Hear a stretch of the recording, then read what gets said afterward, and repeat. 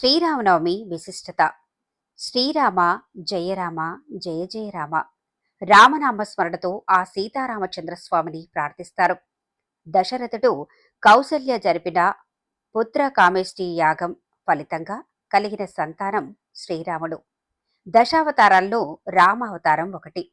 రావణ్ణి సంహరించి ధర్మాన్ని రక్షించటానికి రాముడు జన్మించాడు. దశావతారాల్లో 7వ అవతారం శ్రీరామచంద్రునిది. మానవుడు ఏ విధంగా ఉండాలి అని, ఎటువంటి ధర్మాలను పాటించాలి, బంధాలను ఎలా గౌరవించాలి, మరియు ఏ విధంగా కాపాడుకోవాలి అని ఆచరించి చూపించాడు శ్రీరామచంద్రుడు. వసంత ఋతువులోని చైత్రమాసం శుద్ధ నవమి రోజు పునర్వసు నక్షత్రం కర్కాటక లగ్నంలో అభిజిత్ లగ్న పుష్కరాంశములో మధ్యాహ్నం 12 గంటల సమయంలో లోకాభిరాముడైన శ్రీరాముడు జన్మించాడు.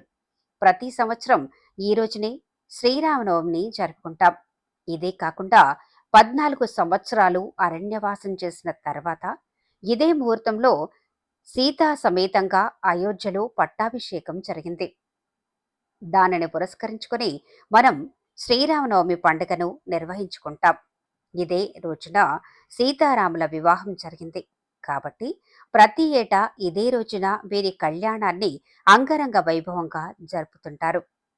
చాలా మంది ఇంట్లో సీతారామ కళ్యాణం చేస్తారు. ఆలయాల్లో సీతారాములకు కళ్యాణం చేసి ఉత్సవమూర్తులను తెరువీధులలో ఊరేగిస్తారు. సీతారాముల కళ్యాణం చూడటం గాని జరిపించటం గాని చేస్తే ఎన్నో జన్మల పుణ్యఫలం కలుగుతుందని ప్రజలు భావిస్తారు.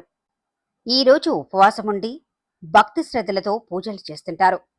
శ్రీరామనవమి రోజున సీతారామ కళ్యాణం చేయించిన లేక కళ్యాణంలో పాల్గొన్న సకల శుభాలు మరియు అష్టైశ్వర్యాలు కలుగుతాయని శాస్త్రవచనం. శ్రీరామ జయ రామ జయ జయ రామ. శ్రీరామనవమి శుభాకాంక్షలతో ఆ స్వామి అనుగ్రహం కలగాలని కోరుకుంటూ మా శ్రీరామ ఛానల్ వీక్షిస్తారని మనస్ఫూర్తిగా కోరుకుంటున్నాము.